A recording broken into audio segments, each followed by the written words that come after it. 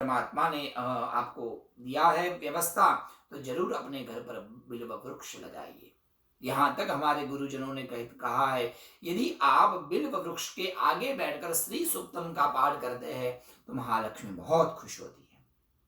इसलिए बिल्व वृक्ष के आगे दिया जलाकर श्री सूक्तम का पाठ करना चाहिए। अब ये श्री सूक्तम क्या है, बोलो जय श्री कृष्ण। श्री सूक्तम मां भगवती महालक्ष्मी के 16 मंत्रों का दिव्य सूक्त है, जहां महालक्ष्मी के 16 मंत्रों के द्वारा मां की स्तुति गाई गई है। सज्जनों, एक बात ध्यान देना, अब ये कहीं शास्त्रों में नहीं है, परंतु हमने हमारे गुरुजनों से ये बात सुनी है, ये सब दंत कथाएं है। श्री सूक्तम के 16 मंत्र महालक्ष्मी को बहुत प्रिय है।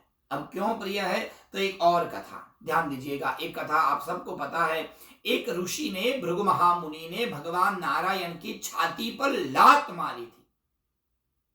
अब प्रश्न हुआ कि त्रिदेव में सबसे बड़े भगवान कौन, तो गए महादेव के पास और पूछा, तो महादेव ने तो भली बुरी सुना दी।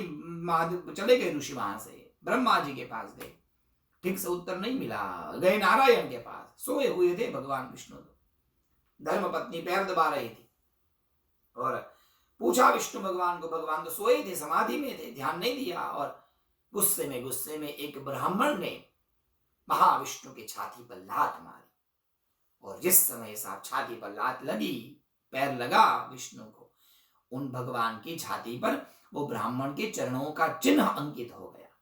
तुरंत महान विष्णु खड़े हो गए और ब्राह्मण को प्रणाम किया। ऋषिवर, मुझे माफ करिए, कहीं आपके पैर में चोट तो नहीं लगी है ना?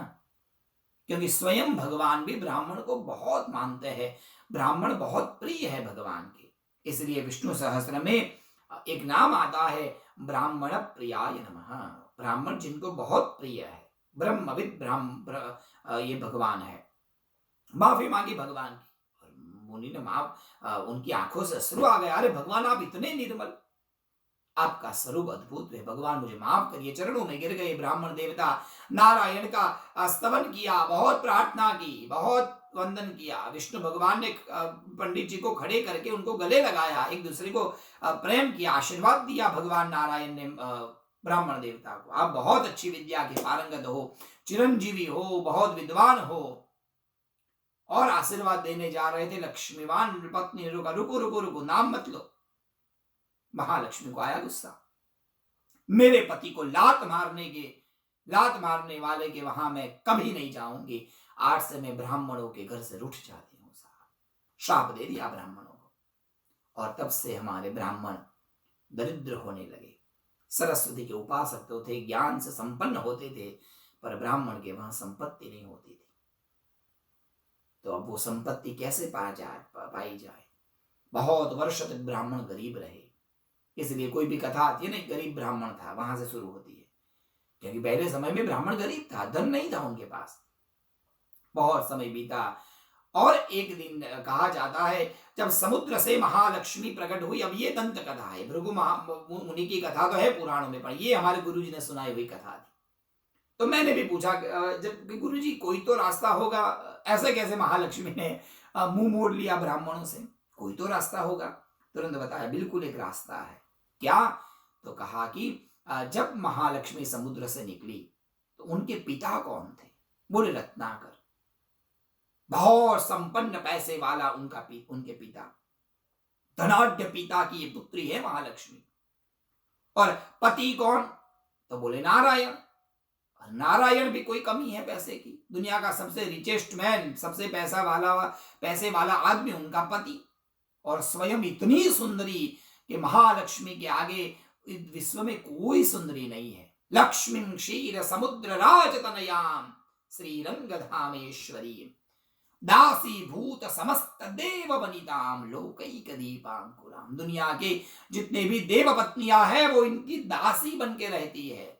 समस्त देव वनिताम लोकैक दीपांकुराम श्रीमन मंद कटाक्ष लब्ध विभव ब्रह्मेंद्र गंगाधराम त्वां त्रैलोक्य कुटुंबिनीं सरसिजां वंदे मुकुंद प्रिया। मुकुंद प्रिय मां भगवती महालक्ष्मी अद्भुत सौंदर्य प्रधान थी, सुंदरता थी उसमें। अब सोचिए, स्वयं इतनी सुंदर, बाप पैसा वाला, और घर वाले के पास पैसे की कोई कमी नहीं है। बोलो जय श्री कृष्ण। अब साहब इस कन्या को, महालक्ष्मी को इतना अभिमान था ये तीनों चीज का, किसी के सामने देखती नहीं थी, किसी के घर में बैठती नहीं थी, कहीं रुकती नहीं थी। नारायण ने सोचा ऐसी पत्नी मिली तो बस हो ही गया अपना तो कल्याण, कुछ भी करके महालक्ष्मी को शांत करना पड़ेगा। इसलिए महाविष्णु ने क्षीर सागर समुद्र के बीच में बहुत बड़ा एक कमल रखा और महालक्ष्मी को उस कमल पर बिठाया। आसपास में 2 गज रखे, बुलाए गए, कई गजों को बुलाया, हाथियों को बुलाया और कहा कि अपनी सूंड में भर भर कर महालक्ष्मी का अभिषेक करो। और दोनों तरफ गज आए तो महालक्ष्मी का एक रूप हो गया गज लक्ष्मी। पंडितों को बुलाया गया, आइए मंत्रोच्चार करिए और अभिषेक कराइए महालक्ष्मी का। और अच्छे अच्छे वहां सप्त ऋषि आए, विद्वान आए, पंडित आए और उन्होंने वेद में से महालक्ष्मी के लिए जो सबसे अच्छे मंत्र थे, समृद्धि वाले, पैसे वाले, लक्ष्मी शब्द आने वाले, वो सभी मंत्र उन्होंने गाए। ऋग्वेद के 16 मंत्र उन्होंने स्वरबद्ध में, अच्छी ऋचाओं में, अच्छे स्वर में गाया और उन मंत्रों का पाठ करते करते महालक्ष्मी पर अभिषेक हुआ। और साहब जैसे हम स्नान करके बाहर आते हैं और मन कितना शांत हो जाता है, उसी तरह इन वेद की ऋचाओं के प्रभाव से और क्षीर सागर समुद्र के जल से महालक्ष्मी का मन एकदम शांत हो गया। शांत महालक्ष्मी ने आंखें खोली, आगे बहुत सारे अच्छे विद्वान पंडित जी खड़े थे, विद्वान ऋषि मुनि खड़े थे और महालक्ष्मी ने कहा कि कर्दम आदि ऋषि खड़े थे, माँ की ऋषि क्या चाहिए, मैं आज बहुत खुश हूं। 2 हाथ जोड़कर ऋषियों ने कहा, माँ आपने तो हमारा घर छोड़ दिया है, हमारे घर में आप देखती तक नहीं है, माँ कुछ कृपा करो। यदि ब्राह्मण संपन्न नहीं होगा तो समाज में उसका मान सम्मान नहीं होगा, क्योंकि कलिकाल में जिसके पास पैसा होगा वो ही मान सम्मान को पाएगा, लोग उनकी ही बात सुनेंगे। यस्यास्ति वित्तं स नरः कुलीनः सपंडितः स विद्वा सपंडितस्स अशुद्धवान गुणज्ञः, जिसके पास पैसा होगा लोग उसको ही पंडित मानेंगे। अब ये बहुत कटु सत्य है, यदि आप कितनी भी विद्वत्ता है, कितने होशियार है, ज्ञान रहा है, पर यदि आपके शरीर पर संपन्नता नहीं है, कोई सामने देखता नहीं, लोग दरिद्र गरीब मानकर हमारी बात उड़ा देते हैं, बात नहीं सुनते। सएव सर्वज्ञ सएव शुद्धज्ञ, उसकी ही बात लोग सुनेंगे जिसके पास पैसा होगा। महालक्ष्मी कोई उपाय बताइए, आप हमारे घर स्थिर हो जाइए। और महालक्ष्मी ने कहा कि जिन जिन मंत्रों के द्वारा आज आपने मेरा अनुष्ठान किया, मेरा अभिषेक करवाया, मैं वचन देती हूँ भविष्य में जो भी व्यक्ति इन श्री सूक्त के 16 मंत्रों के द्वारा जो मेरा अभिषेक करेगा उनके घर में नित्य निवास करूंगी। बहुत अच्छे मंत्र है, एक एक मंत्र का अर्थ साहब अनेक गुना है। हिरण्य वर्णाम हरिणी, माँ भगवती का वर्ण क्या है, तो कहा माँ भगवती सुवर्ण वर्ण की है। सोने जैसा जिसका रूप है, जो सोने जैसा जिसका वर्ण है। अब दुनिया में आपने कभी भी सोने जैसा पीला आदमी देखा? बोलो जय श्री कृष्ण। यदि कोई ज्यादा पीला आदमी दिखाई देगा तो कहेंगे इसको पीलिया हो गया। पीलिया होता है तब चमड़ी ये शरीर पीला हो जाता है। महालक्ष्मी को क्यों कहा सुवर्ण? उसके पीछे एक नहीं अनेक रहस्य है। क्यों उसको सुवर्ण वर्णा कहा गया? सुवर्ण कहते हैं जिसमें कभी कोई खराबी नहीं आती। सुवर्ण एक मात्र ऐसी धातु है जिस धातु जो धातु कभी बिगड़ती नहीं है। एक और ध्यान दीजिएगा। और सुवर्ण नाम की धातु भगवान नारायण को बहुत प्रिय है। सभी प्रकार की धातुओं में सुवर्ण की धातु भगवान नारायण का रूप है। सज्जनों ध्यान दीजिएगा, इस मंत्र का गूढ़ अर्थ, गुप्तार्थ ये है कि भगवान नारायण ही जिसका वर्ण है, भगवान नारायण ही जिसकी प्राप्ति का उत्तम साधन है। वर्ण अर्थात उसका स्वरूप, वो कहाँ रहती है, किस रूप में रहती है, वो उसका ढांचा। नारायण ही जिसका ढांचा है, नारायण ही जिसका अधिष्ठान है। सुवर्ण शब्द का अर्थ होता है नारायण। भगवत गीता देख लीजिए, धातु नाम सुवर्ण, सभी धातु में मैं सुवर्ण हूं। अर्थात लक्ष्मी तब प्राप्त होगी जब नारायण की कृपा होगी। लक्ष्मी के पीछे दौड़ते रहेंगे, लक्ष्मी दूर चली जाएगी। जिस दिन हमने नारायण का आश्रय लिया, लक्ष्मी बहुत खुशी से हमारे घर बैठ जाएगी। और यहां तक कि हमारे श्रीमद् भागवत में गोपी गीत में लिख दिया है, जयति तेधिकम जन्मना व्रज श्रयत इंदिरा। जहां भगवान ने जन्म लिया है वहां श्रयत अर्थात निवास करती है, सेवा करती है महालक्ष्मी, इंदिरा अर्थात लक्ष्मी। जहां नारायण होते हैं वहीं लक्ष्मी निवास करती है। हिरण्यवर्णाम हरिणी, उसको हरिणी कहा गया है। एक एक शब्द के बहुत अर्थ है, उस विषय में नहीं जाएंगे। 16 मंत्र के अर्थ करने के लिए 16 दिन चाहिए। बोलो जय श्री कृष्ण। कभी समय मिलेगा, मौका मिलेगा, भगवती महालक्ष्मी कृपा करेगी तो एक एक मंत्रों का हम अर्थ जानेंगे। बहुत गूढ़ और बहुत गोपनीय अर्थ और बहुत विशिष्ट अर्थ है श्री सूक्तम का। प्रयास करिएगा, गूगल पर भी बहुत सारे सामान्य अर्थ है, थोड़े थोड़े अर्थ जानकर हमें वो प्रयास करना चाहिए। कहने का तात्पर्य ये है, 16 मंत्रों के द्वारा जो महालक्ष्मी की साधना करता है वो महालक्ष्मी के परम कृपा पात्र बनते हैं। उनके वहां लक्ष्मी नित्य निवास करती है। जो व्यक्ति सुंदर नहीं है, जिसके अंदर शौर्यता नहीं है, लक्ष्मी वहां नहीं रहती। इंद्र खड़ा था, ऐश्वर्य था, परंतु अंदर से उसके मन में कोप था, उसके अंदर कुभाव था। बाहर से आदमी कितना भी सुंदर हो, पर अंदर जब उसके मन में पाप होगा, याद रखना लक्ष्मी उस घर में कभी नित्य निवास नहीं करेगी। इसलिए इंद्र के वहां भी नहीं गई भगवान, आगे गए। नारद जी खड़े थे, ज्यादा जप करने वाले। हमारे गुरु जी कहते थे ज्यादा जपी और तप्पी जीवन में कुछ नहीं कर सकते। जो ज्यादा जप करता है और ज्यादा गप लगड़ाता है उसके वहां कुछ नहीं होता है। तप के साथ साथ में परिश्रम भी करना पड़ता है। नारद जी जप करते थे, एक जगह पर कहीं बैठते नहीं थे और इधर उधर घूमते रहते थे। यहाँ की बातें यहाँ करते थे। सज्जनों ध्यान देना, जो व्यक्ति यहाँ की बात वहां कहता है और वहां की बात यहाँ करके कुछ इधर उधर की बातें करते हैं, लक्ष्मी को वो बात बिल्कुल पसंद नहीं है। लक्ष्मी वहां से चली जाएगी। लक्ष्मी उस घर में नित्य निवास नहीं करती। एक आपको एक बहुत अजीब वो गरीब बात बताता हूं। गांव में, भारत में ऐसा नियम था, स्त्री जो होती है ना, लेडीज सब, तो वहां बाहर घर के आगे एक ओटला, गुजराती में ओटला बोलते हैं, बरामदा या बैठने की एक जगह घर के बाहर, वहां बैठकर सब लेडीज मतलब स्त्रियां बैठकर बातें करती रहती है।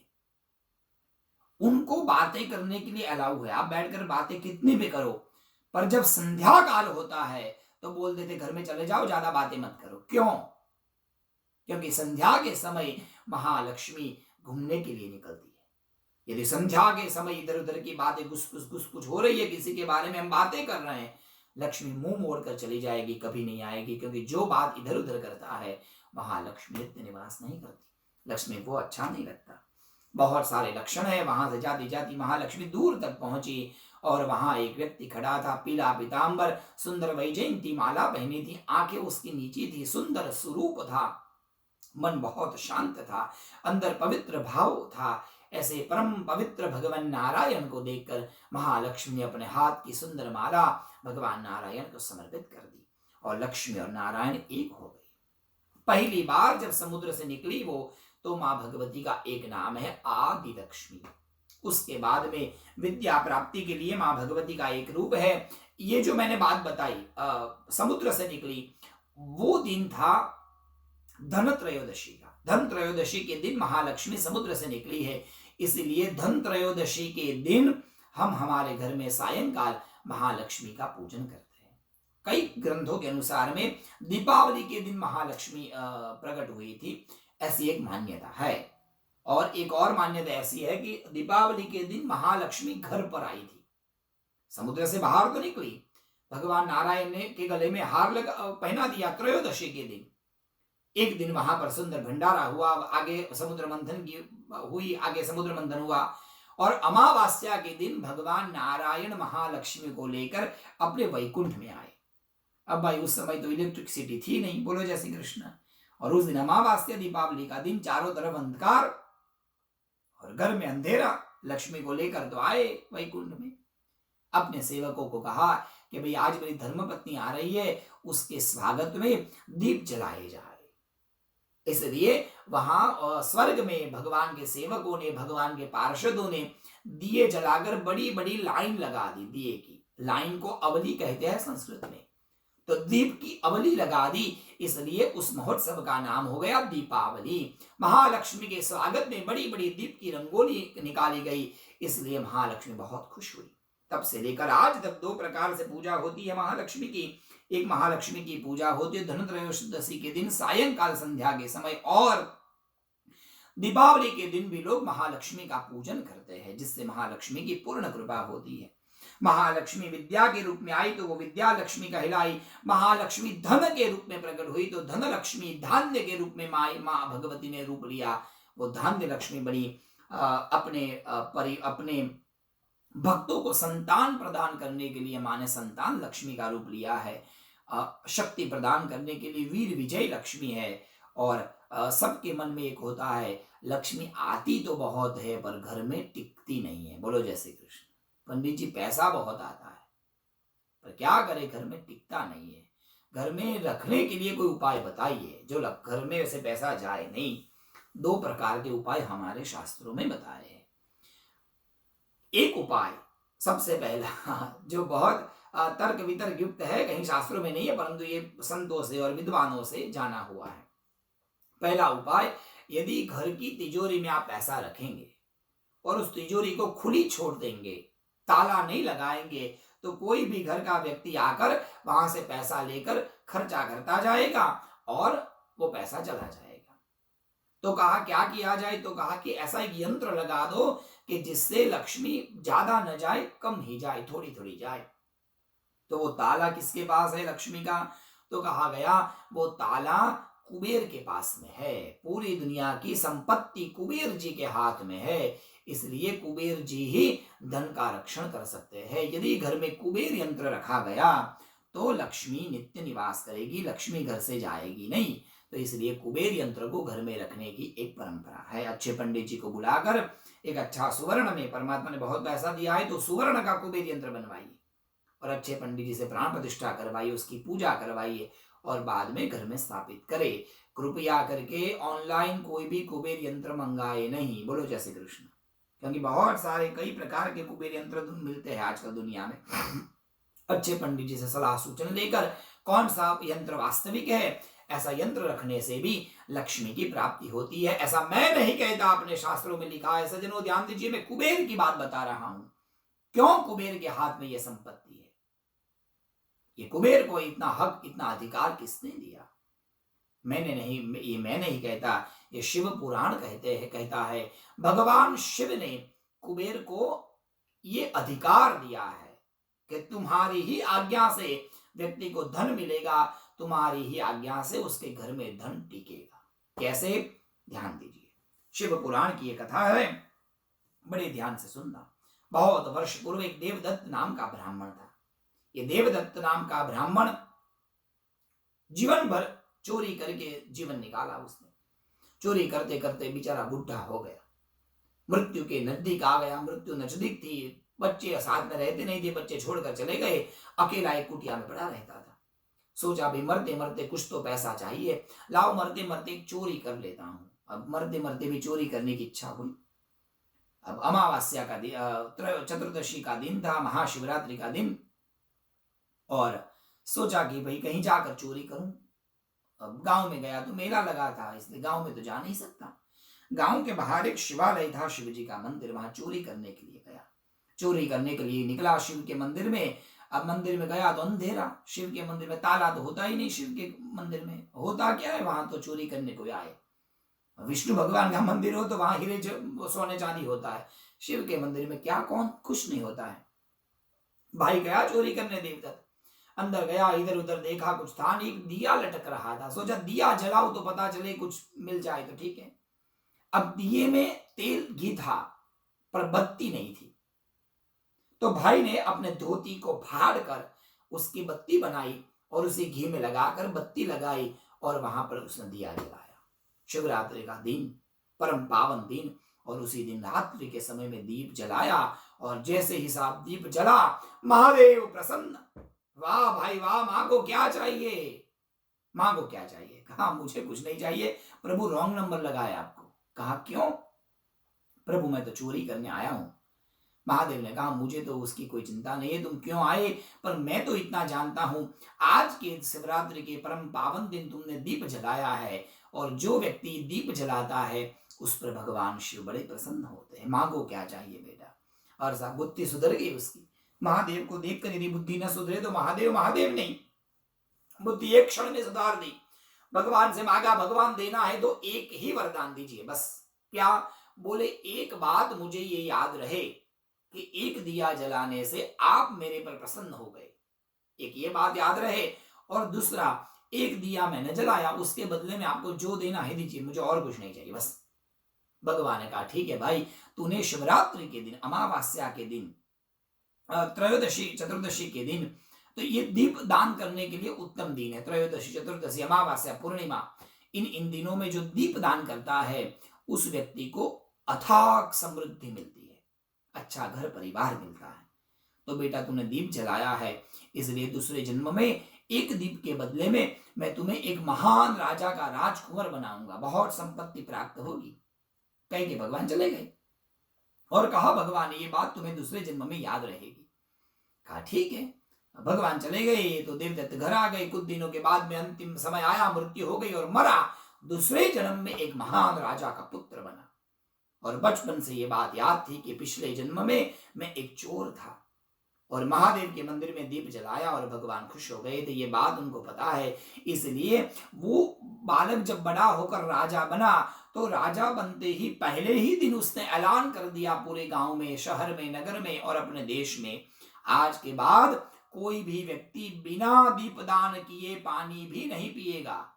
यदि सुबह किसी ने दीप नहीं जलाया तो उसको मृत्यु दंड दिया जाएगा। अरे ऐसा भयंकर ऐलान कर दिया। जबरदस्ती लोग दीप जलाने लगे। करते करते राजा ने बहुत संपत्ति पाई और अंततोगत्वा राजा भी मृत्यु के निकट आ गए। मृत्यु के समय में महादेव को याद किया और महादेव प्रसन्न हुए। दो हाथ जोड़कर महादेव की स्तुति गाई। कहा भाई मैं बहुत खुश हूं, तूने तो दीप जलाए, लोगों को भी जलवाए, मांग मेरे बच्चे क्या चाहिए? प्रभु मुझे कुछ नहीं चाहिए, एक दीजिए।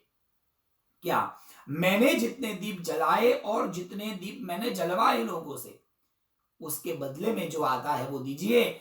और ये बात मुझे याद रहे कि दीप दान के प्रभाव से अंत समय में मुझे आपके दर्शन प्राप्त हुए। ये दो वरदान दीजिए। महादेव ने वरदान दिए कि भाई ये बात तो मैं कहता हूं, ये बात तुम्हें दूसरे जन्म में याद रहेगी निश्चित रूप से, पर भाई तूने इतने दीप जलाए हैं, उसके बदले में देने के लिए मेरे पास इनफ पैसे नहीं है। बोलो जय श्री कृष्ण। इतने पर्याप्त पैसे नहीं है, परंतु मैं वचन देता हूं आने वाले जन्म में पुलस्त्य महामुनि के पुत्र कुबेर बनकर आओगे और मेरी आज्ञा से इस विश्व में जितना भी धन है उस धन पर तुम्हारा अधिकार होगा।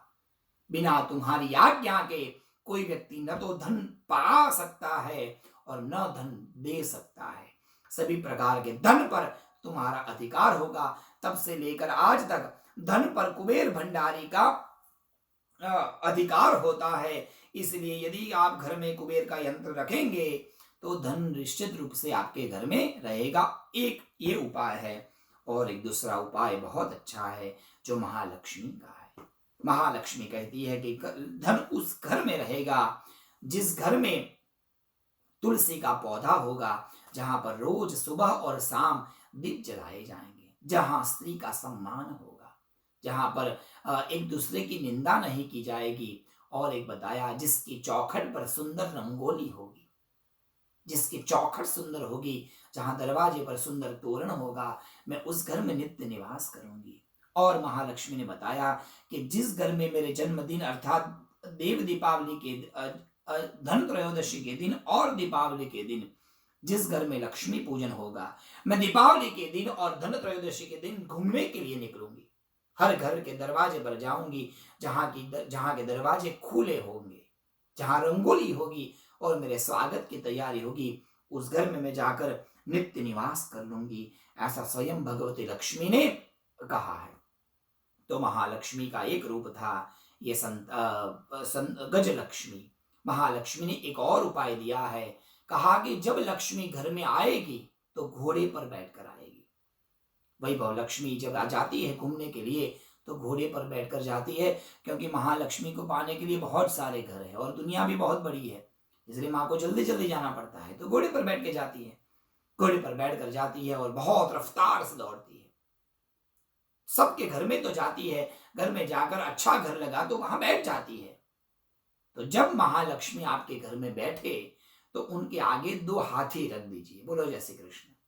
यदि महालक्ष्मी के आगे हाथी रखा जाएगा तो कहा जाता है कि लक्ष्मी आएगी तो घोड़े पर आएगी और जब जाएगी तो हाथी पर बैठकर जाएगी।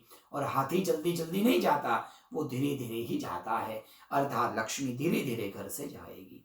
महालक्ष्मी कई ऐसे चरित्र की बातें, सुमधुर बातें हमारे शास्त्रों में लिखी है। यहां तक बताया गया है, एक और उपाय बताया, जिस घर में व्यक्ति अपनी बहन को बहुत प्रेम करेगा वहां लक्ष्मी नित्य निवास करेगी। भाई और बहन में उत्तम प्रेम होगा। और जिस घर में बहन साल में एक बार जाकर अपने भाई की कलाई पर राखी बांधेंगी, बांधकर जब आशीर्वाद देगी तो लक्ष्मी बहन के रूप में आकर उसके घर में नित्य निवास कर लेगी। क्योंकि स्त्री भी लक्ष्मी का रूप होता है। ऐसा मैं नहीं कहता, ऐसा हमारे शास्त्रों में लिखा है। जल्दी जल्दी बात बता देता हूं सज्जनों, जरा सा ध्यान से सुनना। बहुत वर्ष पूर्व बलि राजा ने बहुत बड़ा यज्ञ किया, और जब बहुत बड़ा यज्ञ किया तो यज्ञ में भगवान नारायण ने उस यज्ञ को अधूरा करने के लिए, अपूर्ण करने के लिए वामन जन्म लिया। वामन की कथा आपको पता है, वामन भगवान की।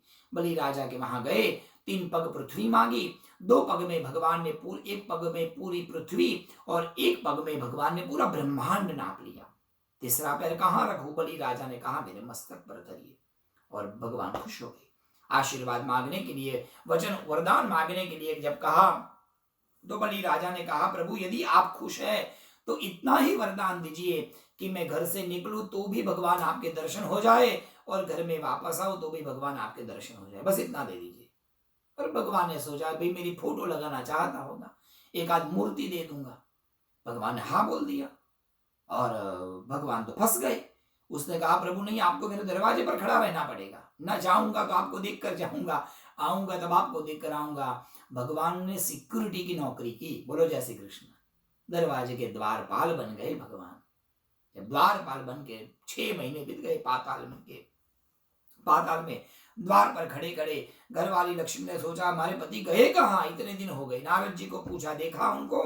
बोले कहीं नौकरी में लगे हैं। कहाँ? बोले पाताल में, बलि राजा के घर पर। जाती है लक्ष्मी भगवान को छुड़ाने के लिए, साड़ी पहनकर घूमटा लगाकर दरवाजे पर पहुंचती है, और बलि राजा पूछते बहन जी कहाँ जाना है? लक्ष्मी ने कहा बहन जी मत कहो, देखो कौन है। ओहो देवी जी आप क्यों यहाँ? बोलो मत, दरवाजा खोलो। और पत्नी के आगे पति तो कुछ भी बेचारे बोल नहीं पाते, और भगवान ने दरवाजा खोल दिया और लक्ष्मी जी अंदर प्रवेश किया। एक सुवर्ण सिंहासन पर बलि राजा बैठे थे। आगे जाकर ये स्त्री खड़ी हो गई और घूंघटा लगा के खड़ी थी, और वो पूछने लगी। राजा ने पूछा कौन हो देवी? बोले ये सब मत पूछो, क्यों आई हो ये पूछो। हाँ बोलो क्यों आई हो देवी आप? मैं आपसे प्रश्न पूछने आई हूं बलि राजा, ठीक से उत्तर देना। बलि ने कहा पूछो क्या? मैंने ऐसा सुना है कि परमात्मा आपके घर पर है। हाँ तो क्या? बस उन परमात्मा को जाकर इतना पूछो कि आज रक्षाबंधन का दिन है और मुझे कोई भाई नहीं है, मैं किसके कलाई पर राखी बांधूं? जाकर तुम्हारे भगवान को पूछो ये बहन को कोई भाई क्यों नहीं दिया। और साहब इतना सुना तब तो बलि राजा की आंख से आंसू आने लगा। बात सत्य है, तुम्हें कोई भाई नहीं है और मैं क्या करूं, मुझे कोई बहन नहीं है, मुझे भी आज तक किसी ने राखी नहीं बांधी। कोई बात नहीं लक्ष्मी, एक काम करो, आज के बाद तुम मेरी धर्म की बहन और मैं तुम्हारे धर्म का भाई, लो बांधो राखी। तुरंत लक्ष्मी ने अपने साड़ी से कोना फाड़ कर सुंदर राखी बनाई। ये न बद्धो बलि राजा दानवेंद्रो महाबलः तेन त्वाम विबध्नामि रक्षे माचल माचल। तुम्हारा रक्षण हो ऐसा आशीर्वाद देते हुए लक्ष्मी ने बलि राजा के हाथ में राखी बांधी। राखी बांधते ही हाथ फैलाया। बोले अब क्या? बलि ने पूछा। अरे भाई, जब जब एक बहन अपने भाई को राखी बांधती है तो भाई अपनी बहन को कुछ देता है, इतनी भी बुद्धि नहीं है, कुछ तो देना चाहिए ना। और साहब आज अभिमान से बलि राजा ने कहा मेरी बहन मांग तुम्हें क्या चाहिए? तुम्हें पता नहीं है तुम्हारा भाई कितना बड़ा राजा है, पूरी त्रिलोकी का मालिक हूं मैं, पूरा विश्व मैंने विष्णु को दान में दिया है, मांगो क्या चाहिए मेरी बहन। तब लक्ष्मी ने कहा दो हाथ के, यदि देना ही चाहते हो तो मुझे कुछ नहीं चाहिए, दरवाजे पर जो खड़ा है ना उससे मेरी शादी करवा दो, बस और कुछ नहीं चाहिए। कौन हो तुम? तब कहा, मैं लक्ष्मी हूं। बलि राजा ने कहा कि बहन, बहन बनकर आई हो, अब बहन बनकर कुछ दिन तक मेरे घर में निवास करो। समय आने पर इतनी धूमधाम से तुम्हारा विवाह नारायण के साथ कराऊंगा, पूरा विश्व देखता रहेगा। और तब जाकर लक्ष्मी कुछ दिन तक बलि राजा के वहां रुकी है। और बलि राजा के घर रहकर भाई और बहन ने बहुत बातें की। एक प्रश्न किए हैं बलि राजा ने। आप कौन हो? तुम्हारे रूप कितने हैं? कितने अवतार है तुम्हारे? तुम कहाँ रहती हो, कहाँ नहीं रहती हो? पूरा संवाद है महालक्ष्मी और बलि के चरित्र के रूप में। परंतु वहां एक बात बताती है लक्ष्मी हृदय से, मैं वहीं पर रहती हूं जहां मेरे पति रहते हैं। पति के बिना यदि पत्नी कहीं रहेगी तो उसको अच्छा नहीं माना गया। मेरे पति जहां पर रहते हैं, जहां नारायण का पूजन होता है, मैं वहां नित्य निवास करती हूं। और मेरे हाथ में जो जो वस्तु धारण की है, उस वस्तु को जब व्यक्ति समझ लेगा, उसके घर में मैं नित्य निवास कर लूंगी। माँ लक्ष्मी के हाथ में क्या है, ये बात एक समझने वाला है, समझने लायक है। माँ भगवती महालक्ष्मी के 4 हाथ हैं।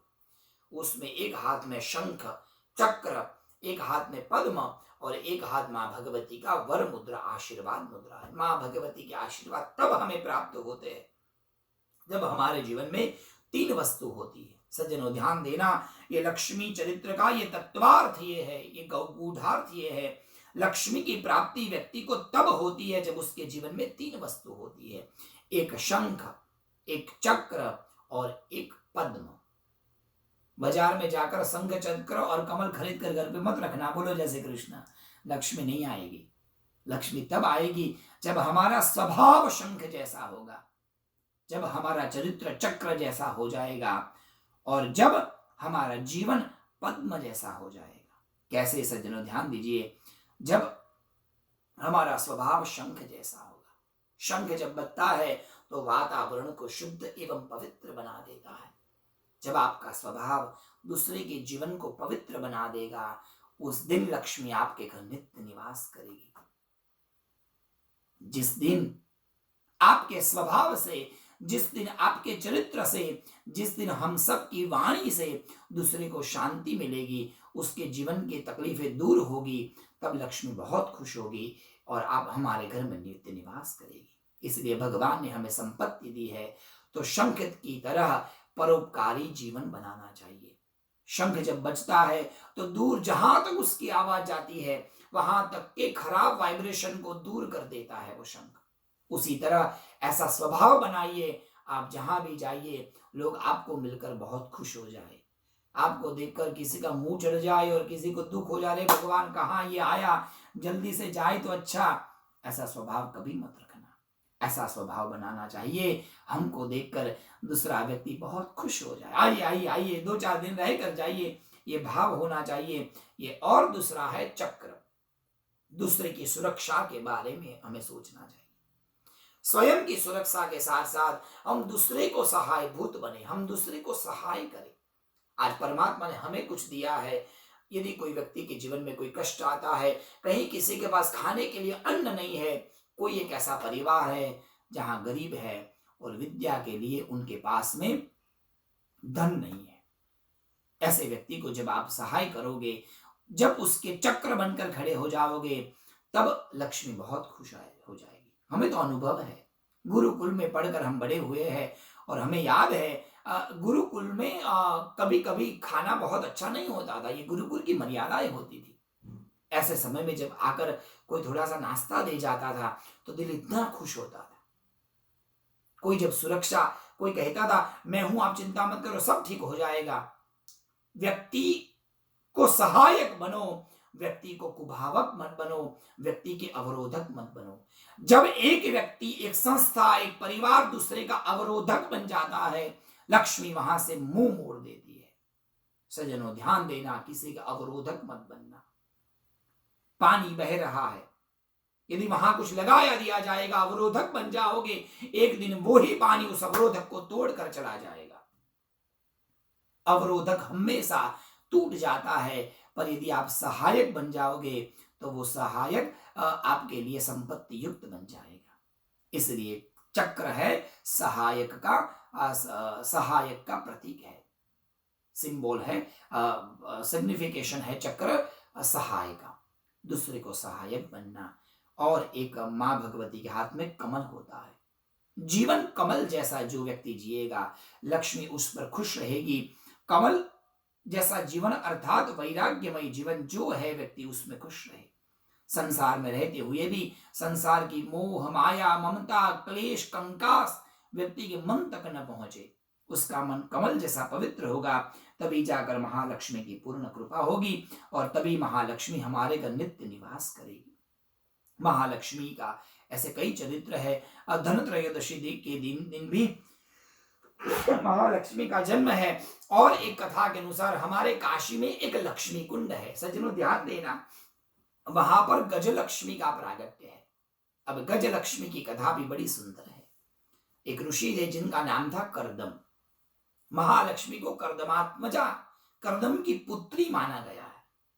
क्यों? और कई कई कथाओं में करदम को महालक्ष्मी के पुत्र के रूप में देखा गया है। तो क्या है उसके पीछे कथा? तो करदम नाम के एक ऋषि थे। ये करदम नाम के ऋषि बहुत अच्छे प्रकांड विद्वान और वेद विद्या और ब्रह्म विद्या के ज्ञाता थे। उन्होंने स्वतंत्र लक्ष्मी की उपासना की है। काशी में जाकर लक्ष्मी कुंड के ऊपर बैठकर उन्होंने महालक्ष्मी की आराधना की। और भाद्रपद मास के कृष्ण पक्ष की अष्टमी के दिन गजलक्ष्मी के रूप में महालक्ष्मी का प्रागट्य हुआ।